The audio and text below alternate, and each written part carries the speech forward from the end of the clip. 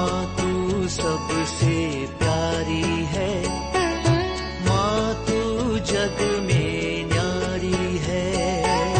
माँ तू सबसे प्यारी है, माँ तू जग में न्यारी है। अपने आंचल में रखना, अपने आंचल में रखना। हमें वरदानों से भरना। माँ तू सबसे प्यारी है, माँ तू जग में न्यारी है। माँ तू सबसे प्यारी है, माँ तू जग में न्यारी है। पिता पुत्र और पवित्र आत्मा के नाम पर आमीन। आप सबों को जय यीशु।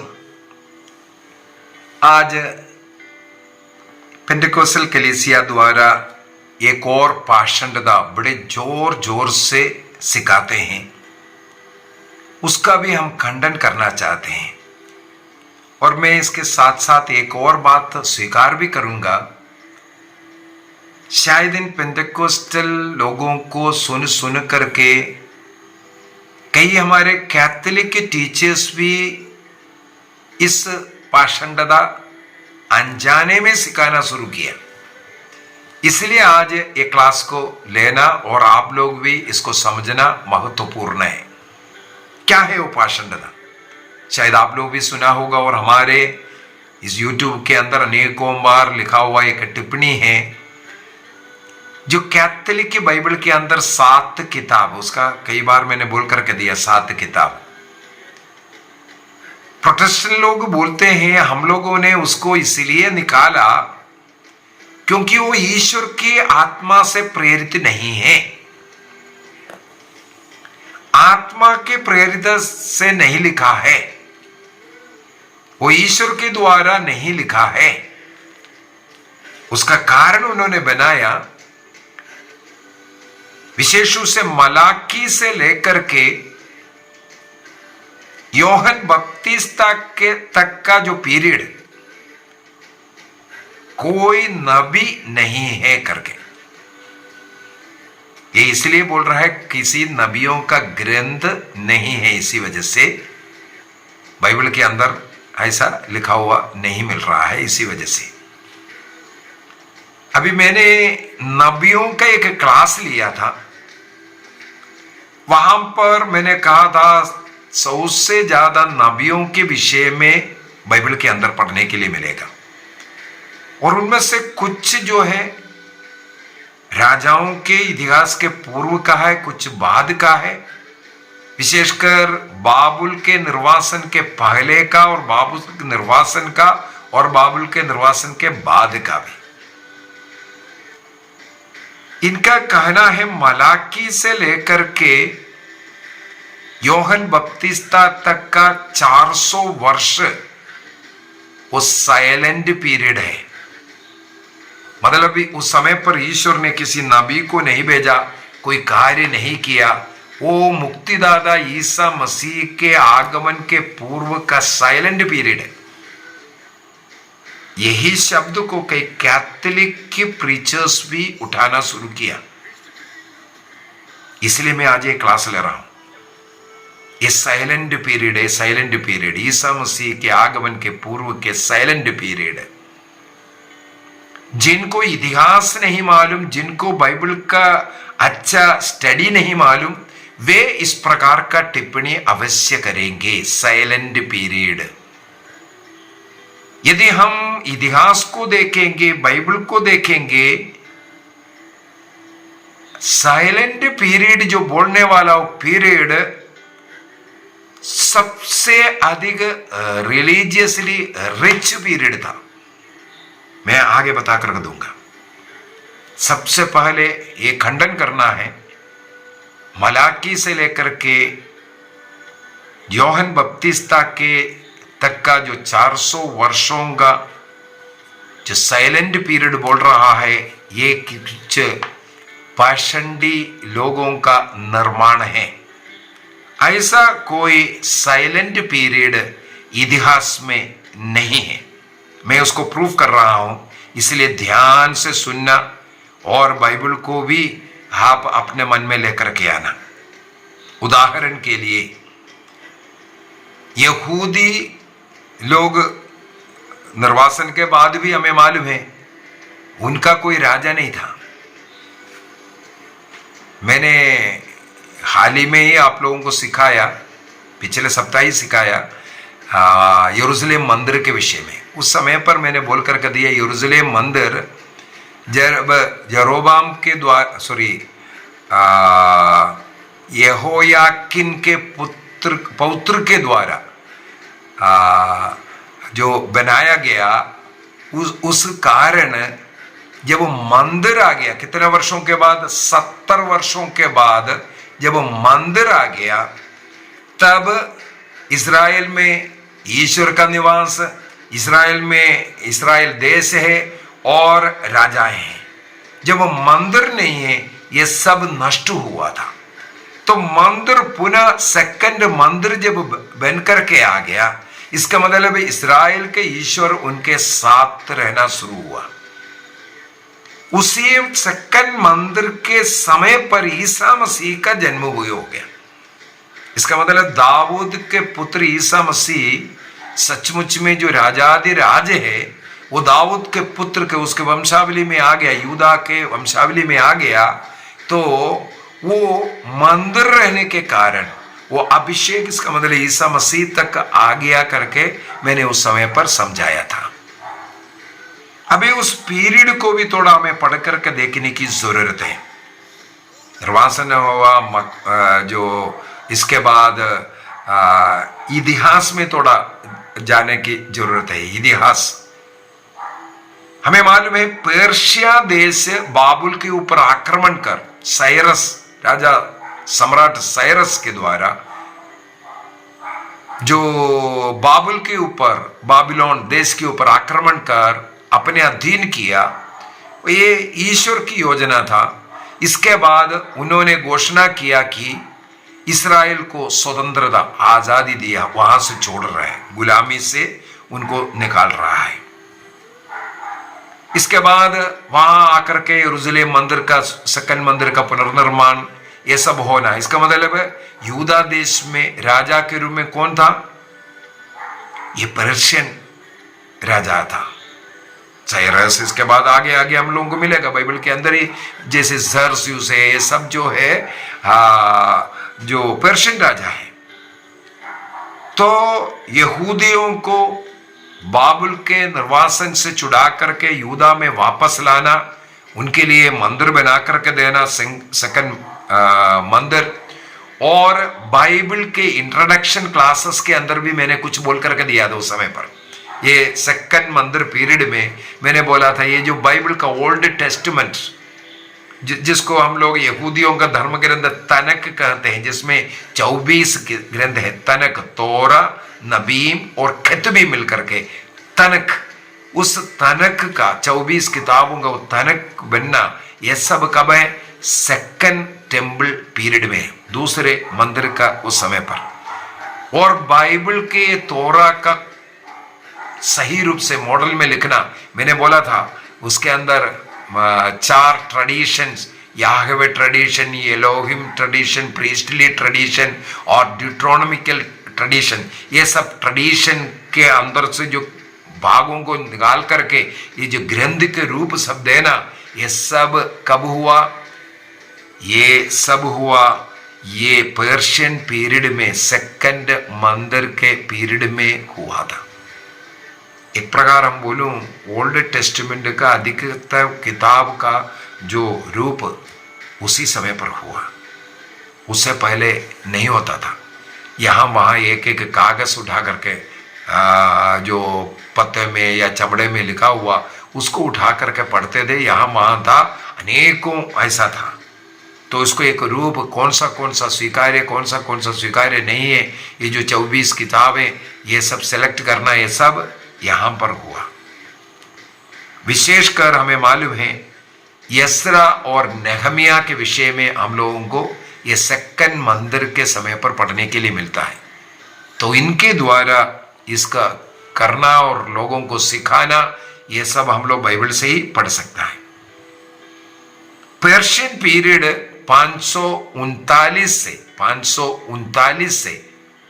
539 में भी ये भी बोला करके दिया था, जो अपोकलिप्टिक जो राइटिंग्स शुरू होने वाला पीरियड भी है। इसका मतलब देखो यहां उस समय पर लिखने वाला समय पर्शियन पीरियड से वहां से लेकर के 332 तक पर्शियन सम्राट लोग यूदा देश पर शासन कर रहा था। यरूशलेम मंदिर भी था। इसके बाद उनके ऊपर अलेक्जेंडर द ग्रेट आकर के आक्रमण किया और पर्शिया जो सम्राटों को हरा करके उस प्रदेश अलेक्जेंडर द ग्रेट जो है आक्रमण करके अपने अधीन करना। ग्रीक राजा है वो, ग्रीक राजा। उस समय पर ग्रीक कल्चर इस्राएलियों के ऊपर थोपा गया। इसको हेलेनिस्टिक पीरियड कहते हैं, हेलेनिस्टिक पीरियड कहते हैं। पर्शियन पीरियड 539 से 332 तक था और ये अलेक्जेंडर द ग्रेट आकर के आक्रमण कर करके जो हेलेनिस्टिक पीरियड शुरू हुआ 332 से 167 तक 167 तक, उसको हेलेनिस्टिक पीरियड कहते हैं। उस समय पर ग्रीक भाषा और पूरे यूदा प्रदेश में भी ग्रीक भाषा बोलने वाला, स्पेशली हमें मालूम है अलेक्जेंड्रिया, इजिप्ट के मिस्र देश के अलेक्जेंड्रिया, वहां पर एक सबसे बड़ा उस प्रदेश का एक लाइब्रेरी हुआ करता था और वहां पर भी ये तोरा रखना है, इसलिए उस तोरा का अनुवाद करवाया। कौन सी भाषा में? ग्रीक भाषा में। हमें मालूम है ईसा मसीह के समय पर भी वहां पर हिब्रू भाषा नहीं, ग्रीक भाषा, इसलिए नया विधान पूरा कौन सा भाषा में लिखा? ग्रीक भाषा में लिखा। इस पीरियड में ग्रीक भाषा में अनेकों किताबों को लिखा गया। इस हेलेनिस्टिक पीरियड में अनेकों किताबों को लिखा, रचना हुआ है उसका। और उस पीरियड का एक और खासियत यह है, उन लोगों ने अपना कल्चर यहूदियों पर सौंपना शुरू किया। अलेक्जेंडर ग्रेट का मृत्यु के बाद इस हेलेनिस्टिक कल्चर जुदाइज्म के अंदर घुसाड़ना शुरू किया और हमें मालूम है अनेकों किताबें जो हिब्रू में लिखा हुआ था उसको पूरा ग्रीक में किया। उसके लिए एक उदाहरण है, टोलमी सेकंड जब राजा था, टोलमी सेकंड, उस समय पर सेप्टुजिंट बाइबल जिसको हम लोग बोलते हैं, पुराने विधान के इस 24 किताबें तनक का 46 किताब बनाने का वो उसको सेप्टुजिंट, ग्रीक ट्रांसलेशन, इस 24 किताब को तोड़ करके 39 किताब बनाया।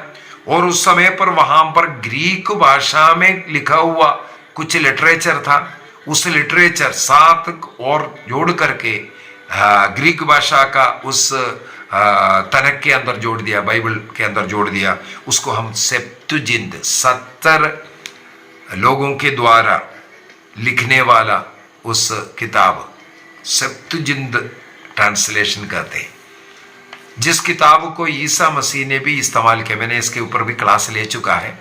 वो इसी पीरियड में हुआ है, हेलेनिस्टिक पीरियड 332 से लेकर के 167 तक, 167 तक। इसके बाद अभी ये हेलेनिस्टिक पीरियड में एक प्रॉब्लम हुआ। यरूशलेम मंदिर में ग्रीक देवी देवताओं को रखना और उसको मलिन करना, इसमें कुछ लोगों को, इस्राएली लोगों को, यहूदी लोगों को दुख हुआ और विशेषकर एक परिवार इसके खिलाफ खड़े हो गए, वो युद्ध करने लगे यरूशलेम को छुड़ाने के लिए। कई वर्षों का लंबे युद्ध। ये है मक्काबियन रिवोल्ट जिसे कहते हैं, मक्काबियन रिवोल्ट। अपने धर्म को बचाने के लिए, अपने याहवे का मंदिर को बचाने के लिए यहूदा मक्काबी अपने पुत्रों के साथ जो लड़ने वाला, वो कहानी मक्काबियों का ग्रंथ, मक्काबियों का पहला ग्रंथ, मक्काबियों का दूसरा ग्रंथ, ये सब हम लोगों को पढ़ने के लिए मिलता है। उस पीरियड को आखिरी में 167 में 167 में उन लोगों ने यरूशलेम को अपने कब्जे में किया, यरूशलेम मंदिर को अपने कब्जे में किया। इसके बाद उनका राज वहां चलता रहा। उसको हास्मोनियन पीरियड कहते हैं, हास्मोनियन पीरियड। सबसे पहले क्या था? बाबुल के गुलामी से छुड़ाने वाला पर्शियन पीरियड। पर्शियन पीरियड के 332 में खत्म हुआ। उस समय पर ग्रीक सम्राट अलेक्जेंडर कब्जा किया। वहां से हेलेनिस्टिक पीरियड शुरू हुआ 167 तक। 167 में अपना यरूशलेम मंदिर को बचाने के लिए मक्काबियन रिवोल्ट शुरू हुआ। उसके बाद वहां का उनका राज था कब तक? हास्मोनियन पीरियड बोलते हैं उसको। 167 से लेकर के BC 63 तक, BC 63 तक उस पीरियड के अंदर हमें मालूम है ये मक्काबियन जो रिवोल्ट, जो युद्ध चलना और सेलूसिड का को खत्म करना, और हम लोग मालूम है जो मंदिर यरूशलेम कब्जा किया। इसके बाद मंदिर का शुद्धिकरण सब कर करके वहां पर पर्व मनाया, है ना।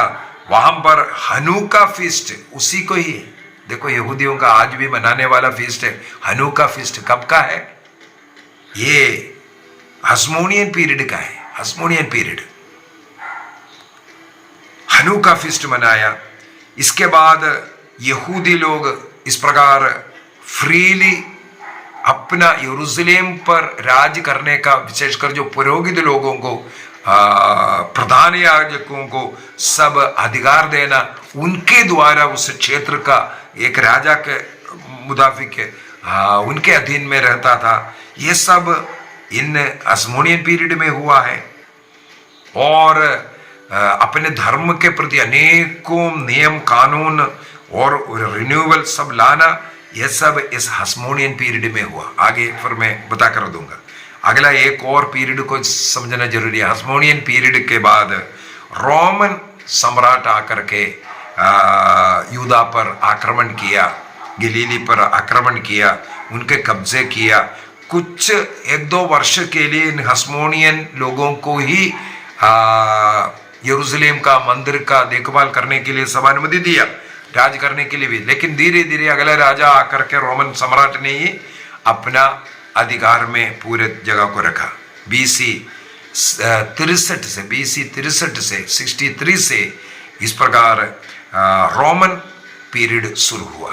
ईसा मसीह के समय पर कौन राज करता था? रोमन्स के समय पर था। संत पौलुस, पेतरुस, उनका सब शहादत रोमन सम्राट के समय पर हुआ। यरूशलेम मंदिर, सेकंड मंदिर को कौन गिराया? रोमन सम्राट टाइटस ने किया था। तो ये क्या बोलता है, उस समय पर ये रोमन पीरियड चल रहा था 63 से लेकर के, क्योंकि हास्मोनियन पीरियड को खत्म करते हुए ये लोग रोमन्स आकर के रहा। और जो रिलीजियस सेक्टरियनिज्म जो होना, जो सेक्ट्स, कई सेक्ट जो शुरू करना, फरीसी, सदूकी, एसेंस, सेलोट, मतलब जो योद्धा जैसे संघर्ष करने वाले लोग और बुराई के खिलाफ आवाज उठाने वाला, ऐसे जेलट्स कहते थे उनको। और फरीसी, सदूकी हमें मालूम है। और मरुभूमि में, विशेषकर जो रेड सी साइड में, जो मरुभूमि इलाके में जो रहने वाला, जो सन्यासी जीवन जीने वाला एजेंट्स कहते हैं, ये इनका ये सब पीरियड वहां पर हम लोग देखते हैं। अभी इसके अंदर रिलीजियसली क्या महत्व है इसका, अभी हम हिस्टोरिकली बता करके आया।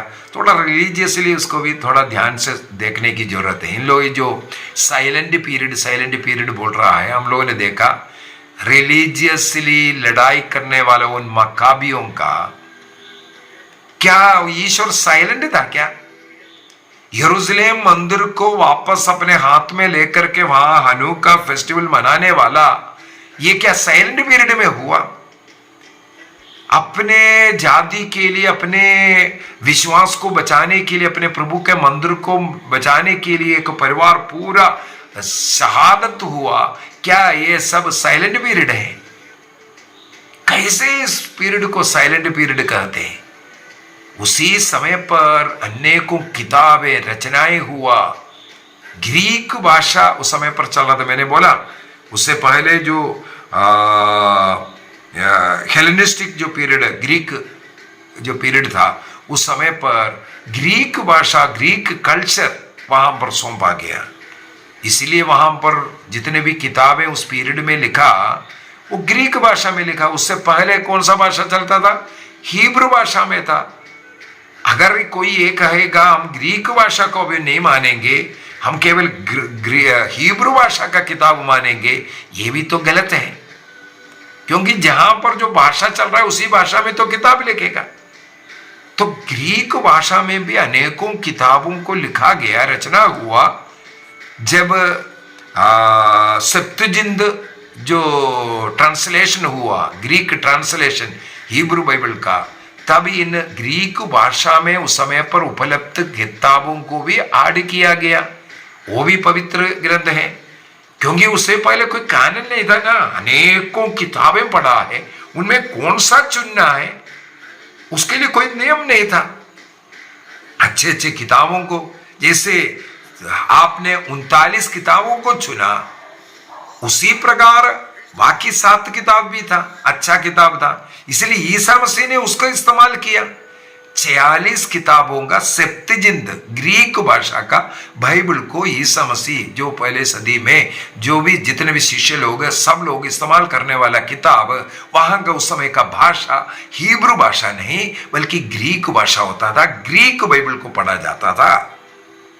तो इसीलिए कैथोलिक चर्च तीसरी सदी में आकर के जब बाइबल का कैनन बनाया, ईसा मसीह और शिष्य लोग जिस किताब को इस्तेमाल किया उसी किताब को उठाया।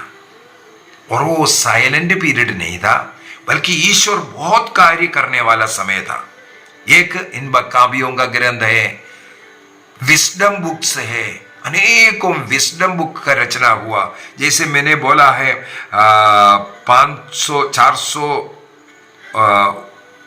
539 से ये जो कुछ स्टाइल, किताबों को लिखने का स्टाइल ही बदल गया था। उस स्टाइल की किताबें जो लिख रहा है, यदि आज हम लोगों को प्रकाशना के अंदर रेवलेशन, बुक ऑफ रेवलेशन स्वीकार्य है, वो लिखना शुरू किया कब? वो पुराना उस स्टाइल है। उसी स्टाइल 539 से उस स्टाइल में किताबें लिखना शुरू किया है। 400 साल का साइलेंट पीरियड बोलना ये गलत है। इसके बाद देख लीजिए, आज बाइबल का जो लिखित रूप है, जैसे रोमन सम्राट हो, इससे पहले भी है, जितने भी बाइबल को नष्ट करता, जितना भी बाइबल लिखा हुआ, चाहे हिब्रू में लिखा चाहे वो ग्रीक में लिखा, उसको सब खत्म किया, नष्ट किया, आग जलाया। अब जाकर के डेड सी स्क्रॉल बोल करके हम लोगों को मिला है।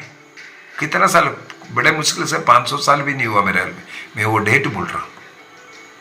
डेड सी स्क्रॉल कहा? मैंने कहा जो एसेंस बोल करके ये जो सन्यासी लोग लाल सागर के पास में रहता था, सॉरी डेड सी के पास में जो रहता था, वहां पर मिलने वाला कुमरान गुफाओं से मिलने वाले उन स्क्रोल्स का ही हम लोग इस डेड सी स्क्रोल्स कहते हैं।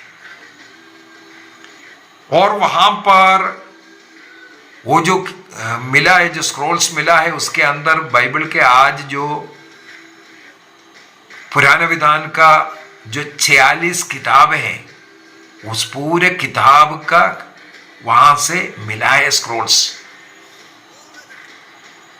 इसका मतलब वो कब लिखा? इसी पीरियड में तो लिखा हुआ है।